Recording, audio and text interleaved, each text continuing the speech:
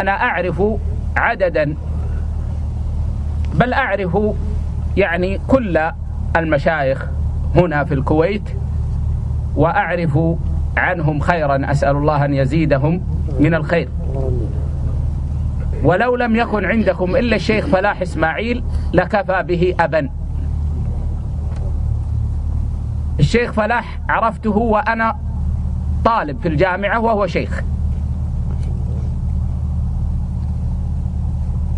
عرفته من أرق الناس ومن أنصح الناس، ولا أزكي على الله أحدا، لكن هذا الذي علمته. ولا أخفيكم أني تأثرت بلطفه مع قوته،